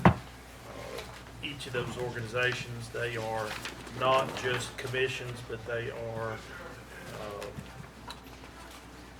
tourism development commissions, and that term tourism development commission was not stated. It was stated just as tourism commission. So we've corrected those issues, and Is that the only change? Can we go to a motion to approve? Motion to approve. Got a motion by Commissioner Gillespie, second by Commissioner Bill. All in favor? Aye. Thank you, Chester. so a copy of those would need to be distributed to those two commissions as well as to the two chambers. Okay. Mr. Manager, can you help us with that? Yes, sir. Item 10B, Southwestern Community College parking lot paving project. Mr. Manager? Thank you, Mr. Chairman. If you'll recall, at our June 11th, 2019 meeting, we made some changes to the budget prior to approval. Some of those changes entailed the appropriating the remaining balance in the fiscal year 19 contingency fund to Southwestern Community College for the purposes of repaving the parking lot at the Jerry Sutton Public Safety Training Facility. If you will recall, that was done, Chester prepared us an agreement concerning these funds, and we discussed at that time this was a little bit shy of the bids they had received back. Also included in your agenda packet, you will see those bids. One here from Parker Paving Company, and as I understand, and Carl, you're welcome to jump in, option 2, the remove and replace option at $62,900 is what Southwestern Community College, that is the project that they hope to complete with this repaving. The amount we appropriated, which again was the remainder of the fiscal year 19 contingency fund, was $46,365. So with that, and taking this bid here from Parker Paving Company for comparison purposes, we also have one behind that from Bryson Paving Company. That in looking at these, $16,535 will be needed to move forward and complete this project, which will remove and replace the asphalt as it currently exists at the Jerry Sutton Training Center. Now, should the board want to go forward with this, I would assume that agreement would need to be amended, Chester. Yeah, let me ask a couple of questions. I'm not privy to what did or didn't happen with the agreement that was approved by this board. Was it submitted to Southwestern and signed by It Southwestern? has been signed by Terry Bell. Then yes, you are correct. We'll need an amendment, an appropriate amendment that would reflect the additional funding and also change the nature of the project from one being just an overlay, and I believe a tack coat and an overlay is what that original contract called for, to a remove and replace type contract. And there are two bids there for the remove and replace. The low bid, Low bid, 62.9, yes. yeah, and I think if the board's inclined to go with that additional sum, you'd need to appropriate that additional sum and then authorize the county manager to work with the county attorney to prepare the appropriate amendment to the contract as discussed. And Carl, authorize him to sign it. Has the board your SEC board looked at this? No, the SCC board, has, correct me on this, Derek, if I'm wrong, but they put this in their budget, capital budget to be completed. Yes. Then it was partially funded last year at the end of the year. So has the SCC, to answer your question directly, has the SCC board looked at these two bids and chosen the low bidder? No. But I talked to Dr. Thomas today, this afternoon, and this is what the board is planning to move forward with based on previous discussions. Additionally, I had asked Dr. Thomas if we would like to have another bid, because there's a pretty big spread between these two numbers. And the standard answer we're getting is, that they're getting is, it's so late in the summer, Can't get on the schedule. you know, we'd be providing pricing on something we would do next year, so just call us back next spring. So that's why there's two bids, but I think they very much agree and have discussed and agreed that parking lot is a priority to be redone. And with that, Mr. Chairman, I'd make a motion that try to get all this in one, that we have a new agreement drawn up. That you appropriate the additional sum for the low bid that would be necessary to accomplish the low bid, and to amend the contract to change the nature of the project from a tack coat and overlay to a remove and replace, in accordance with that low bid that's been presented. Out of fund balance. Is that $16,535? Yeah, and I think if, the board, decides they want to take additional bids or whatnot, they'll just have to come back to us again about that. I don't know where to get it. All right, we have a motion by Commissioner Gillespie. And I would ask that motion contain authority for, in the interest of speeding things along, the authority of the county attorney to prepare that amendment and authorize the county manager to sign it on behalf of the And county. that money's to come from fund balance, right, Commissioner Gillespie? If that's, Fund balance, Mr. Manager. Contingency? We can certainly do it from fund balance if you want to, or contingency. Lori, which would you prefer? We've got 149,265 in contingency, because of course we're in a new budget year, so. let's take it Need out a of budget. contingency. Yeah, I think Take that's that fine. contingency. I'll second that. Pardon? Need a budget amendment? All right, Yeah, we have I a make that part of the motion. motion by Commissioner Gillespie, a second And by part of that motion is also a budget amendment For for 16,535 from Fund balance. Contingency. contingency. Contingency. So that's what all I see. There you second go. by Commissioner Shields. Commissioner Gillespie, I just have a couple comments. When you go back to your board, I was just looking at these two bids, and they're not quite apples to apples. They're different sizes. They've measured different areas. There's also a different type of, I'm definitely not an expert in this, but it looks like they're comparing two different types of asphalt. I don't know which one's better. And one's like 2 inches, one's 2.5 inches. So it's not. But anyway, if your board's happy with that one, we will be, obviously. So I just noticed it looking at these. So. I think, Mr. Chairman, it is the same asphalt, it just compacts to 2 inches. Yeah, one's a 9 point One's 9.5. B, one's a 9.5 9.5 C. I don't know what the difference between B and C is. But the difference in the square footage is different as well. So. But anyway, it doesn't, like I say, if y'all are happy with it, let's say we are. We did not, Southwestern did not provide the square footage. They provided them a tour of the facility and let each vendor, they said, we want all this paid. They didn't want to say, we want X square feet done. Again, I'm definitely not expert on So it's payment. I up don't to know them if to that's, come up with their own square if footage. that's the reason for the very We the don't strange You're gonna variance. pave it all, you're gonna, Call it whatever square. and both of them feet. include striping, I think, so.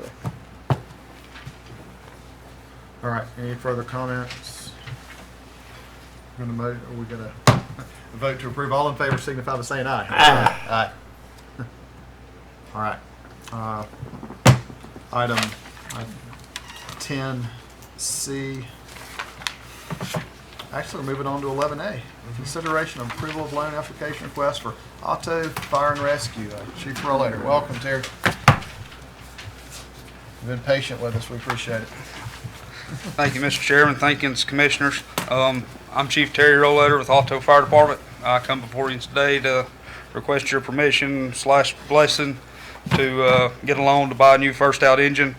We'll be replacing a 93 GMC Dixie truck. It's actually a rebuild.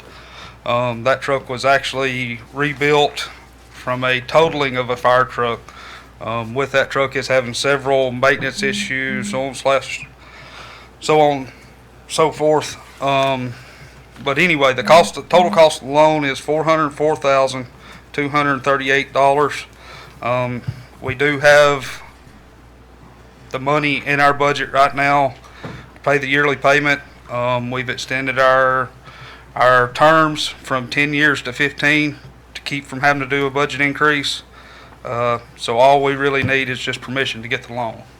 The money is done in the budget. We've done that. Chief Rollator, can you tell us what you're purchasing exactly? We're purchasing a 2019 HME custom pumper. It has a 1,500 gallon minute pump with a 1,000 gallon tank. This will be a custom truck rather than just the regular commercials that we've been buying. And the reason being is with the price of the commercials, there wasn't much of a difference. It's about a $10,000 or $15,000 difference. Was this a cab over custom? This is cab over custom, yes, sir. So you'll be able to haul 4 or 5? 4 people, 4 members. 4 more. Yes, sir. Okay. And I think, Terry, the main thing is this truck that you're buying, be able to pull up the hills that you have to go on regularly. It has a 380 horsepower motor, yes, sir. So you think that's... The truck we're replacing has a 230. So it's even better. A lot better. I think this is, in my opinion, it's just sort of a rubber stamp. I mean, y'all manage your own organization, but we have to approve any large loans. So. And even our finance company requires us to do this. Okay. We have to get y'all's approval. As You gonna liaison, keep I'd the old truck, recommend- Terry? We are going to sell the old truck. The old Sell truck the will old no truck. longer be with us, yes, sir. Can we get a motion to approve? So moved, Mr. A Chairman. motion by Commissioner Bill, Second. second by Commissioner Shields. All in favor? Aye. Thank you, Thank you, guys. Chief. Appreciate it. See you, Terry. Thank you, Chief. See you, bud. All right, designation of voting delegate for the NCACC Annual Conference. Mr. Manager. Yes, sir. NCACC Annual Conference is approaching. It will be held this year in Brunswick, or Guilford County. If I'm not mistaken, I'm flipping to it. Yeah, you are. You're right. Guilford County, August 22nd through the 24th. This will be the 112th annual conference, and each county that is a participating member, as we are, needs to elect a voting delegate for that conference to be able to vote on the legislation changes, or vote on recommendations that this group will be making to the legislature on local government behalf, election of officers, so on and so forth. So with that, Mr. Chairman, I would recommend that you open the floor up to designate a voting delegate. Can you tell me where what's the lead Greensboro. city of Guilford? Greensboro. Okay. My North Carolina geography is not on tonight. Make a motion, Ronnie Bill, be this All delegate. right. So, got a second. Motion by Commissioner Shields, second by Commissioner Gillespie. Any other nominations or thoughts? Don't nominate me. All in favor? Aye. Thank you. Commissioner Bill? Do you ever have to have a plan B, just in case? Do you- I believe some of these meetings I've been to, they allow a plan. they Yeah, allow if an anybody there alternate from the so- county, if I write if you voted me in as a delegate, then all it would take, if I'm not present for some reason, is a note from me, an email from me saying that I will not be there, and my proxy is Mr. Gary Shields. We can vote on that too. if we need to. My name is Paul Higgins. Yeah, I've never been to one. I've been to one. I've been to one. All right. Item under new business 11C, occupancy tax penalty waiver request from Linda Moore. Lori Hall, Finance Director. Is Ms. Moore in the audience? Linda Moore? Thought she was gonna be here tonight. As you saw in your agenda packet, she's requesting waiver of her penalties for her April and May reports being late. Those penalties total $450. How much, Lori? $450. And as Chester has, told you before on these, the Board of Commissioners may, for good cause shown, compromise or forgive the penalties imposed by the subsection of the general statutes. Do you think she's shown good reason?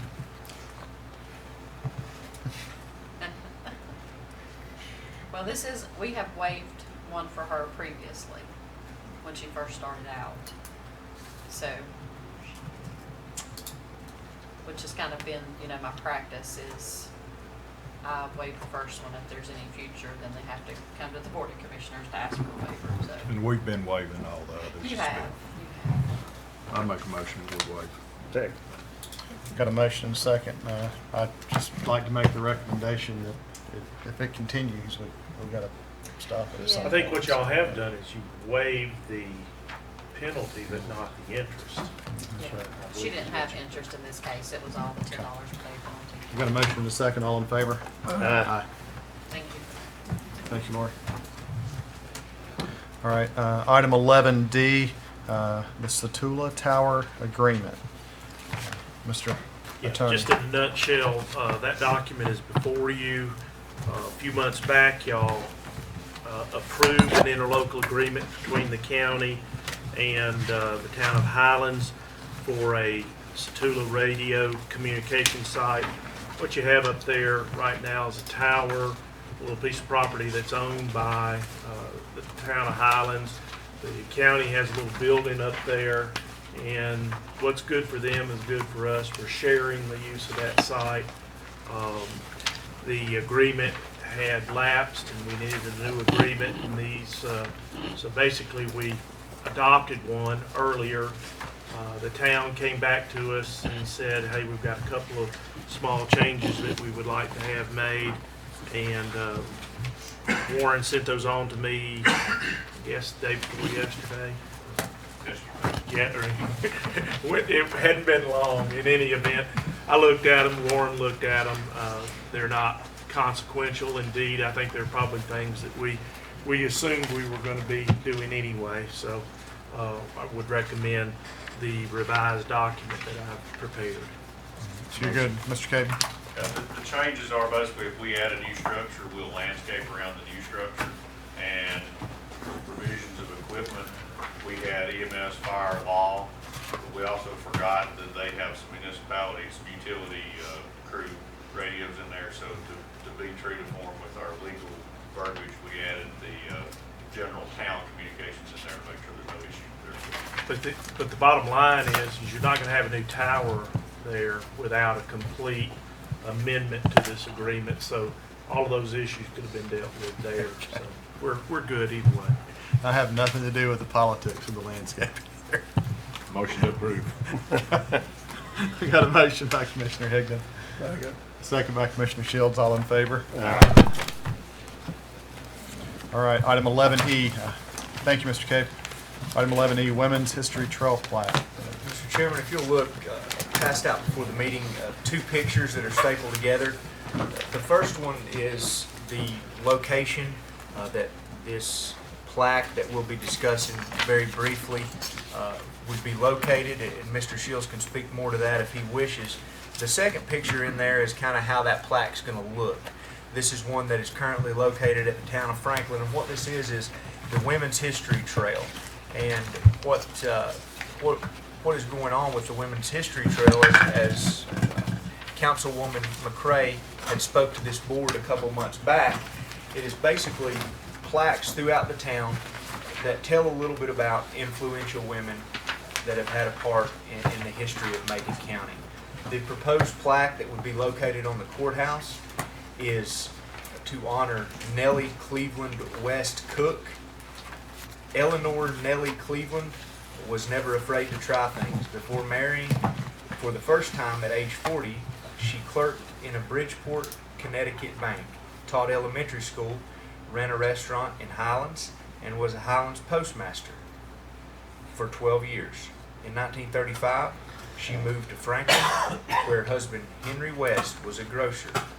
In 1960, as a 67-year-old widow, she became the first Macon County woman to win election to the NC House. And again, this is the proposed location. We have chosen this cutout of a paper because that is about the size that plaque will be, is the page out of a Macon County newspaper there where this article on the history trail, Women's History Trail, was published. And again, to show you what that plaque looks like, it is right here on page 2, and this is a picture that we took down at Town Hall. And we tried to fix it like the one at the Town Hall, but we ran into some mud infrastructure of cement and stuff outside the courthouse here. So Barbara McCrae, who worked with her, asked if it could be attached to the wall because you can't drill down the inside of it. I didn't know what we were hitting there, a lot of cement and stuff. And so we felt like if it was put on this entry area here, she was a part of the government here in Macon County in North Carolina, so it'd be appropriate for this plaque. Okay. And a very interesting story. Very Make much that so. on the form of a motion, Commissioner Shields. Yes, sir. Second. Got a motion by Commissioner Shields, second by Commissioner Bill. Any further questions, discussion? All in favor, signify by saying aye. Aye. Consent agenda, unless there's something that a commissioner would like to remove for discussion, we'll take a motion to approve. Motion to approve. Got a motion by Commissioner Higdon. Second. Second by Commissioner Shields. All in favor? Aye. Looks like we have several appointments tonight. First is the Airport Authority. Looks like there's something on our screens in front of us. The Macon County Airport Authority held its regular meeting on Tuesday, June 25th. And during that meeting, a motion was made by Richard Groves to reappoint Miles Gregory and Pete Hathcock to the Macon County Airport Authority for the upcoming 6-year terms. Member Rhodes continued his motion by recommending that Miles Gregory remain in his office as chairman and that Pete Hathcock remain in his office as secretary treasurer. Gary Schmidt seconded the motion and it passed by unanimous consent. Can we get a motion to approve Miles Gregory and Pete Hathcock to the Macon County Airport Authority? Mr. Chairman, I'd like to make that motion and note that I don't think the Macon County Airport would be where it's at without those two individuals. They've been involved in not only the vision of the airport, but the day-to-day operations of the airport. And to have folks that's willing to do both, they've served the citizens of Macon County well, and I think they will continue to. So with that, I'll make the So we have a motion for Hathcock and Gregory. Second. Got a second by Commissioner Shields. All in favor? Aye. All right, Town of Franklin Planning Board ETJ representative. I think we have a recommendation of Yes. Dave Jones. Received the email from Justin Setzer stating that the Town of Franklin had approved Dave Jones, and they're seeking our blessing on approval. of Mr. Dave. Jones, okay with everyone? Can you get a motion? Motion to approve, Mr. Jones. Motion by Commissioner Bill, Second. second by Commissioner Gillespie. All in favor? Aye. Department of Social Services Board, 1 seat. There's a letter, Mr. Chairman, as liaison. Commissioner Betancourt. Yeah, from Mr. Betancourt, and recommending Miss Ann Hyder to fill Darlene Green, who's done a wonderful job on that board, but her time's rolling off, and this is our appointment. That board is recommending Miss Ann Hyder. Of course, Miss Hyder was former health director. Sure. Worked at the health department for many, many years and is very familiar with the procedures of social services. So I make the motion that we appoint Ann Hyder to the We social have a service motion board. for Ann Hyder, Second. second by Commissioner Shields. All in favor? Aye. All right, and the final one, Community Funding Pool Task Force. Looks like we had a resignation from the Highlands representative, Mr. Robert Smith. And he is recommending Ms. Bonnie Potts to take the position. She's the current Executive Director of the Highlands Literacy Council. I think Ms. Potts would be an outstanding individual. Chester, would there be any reason to not appoint her because she's the ED of a nonprofit in Highlands? I guess she just might have to seclude herself Yeah, I if she think voted there on that. would be a situation where if it came to vote on an application by, she can't wear two hats. Okay. Can we get a motion for Ms. Potts? So moved. It's Dabbs's Second. oldest daughter. Second. Got a motion by Commissioner Higgins, second by Commissioner Shields. All in favor? Aye. Mr. Manager, just reading that letter, can y'all respond to Mr. Smith? And let him know? Certainly. And Ms. Potts, thank you. All right, I don't think, to my knowledge, there's no reason for a closed session. And we're going to recess to our joint meeting on July 30th at the Franklin Fire Department 6 o'clock. at 6 p.m. I don't know the address. The but address, don't we? Franklin Fire Department. Below the old Ingles. Mr. Manager, pull it up for us.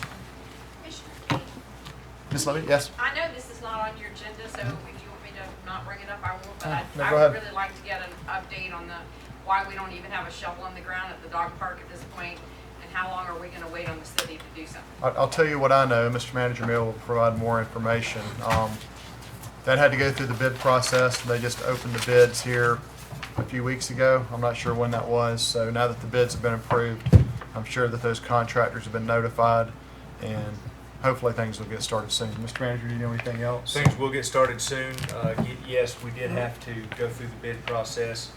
It is my understanding that the Recreation Park, who is overseeing that project, is right now in the process of contacting that bidder, the winning bidder on the grading and construction. I would say you should see things get started within the next month. Thank you very much for voting to go ahead with it. Sure. Thank you. I'm excited to see it. Is there anything else? If not, we'll entertain. Do we get an address? Still working on it. While he's thinking, since we have two folks here from Otto community, I want to give a call out to that community. Planning board met down there. We had 40 people, and then we followed back up a week later with a community meeting and had, I don't know. Oh, there was at least 30 people there at that one. So, a lot of, I was fortunate enough to be able to attend both, and a lot of good ideas back and forth, so that's off to Otto community. You promised us you would talk to these gentlemen about everything we brought before you. And I'm working on the list. He's been really good about it so far. I'll give him props too. So,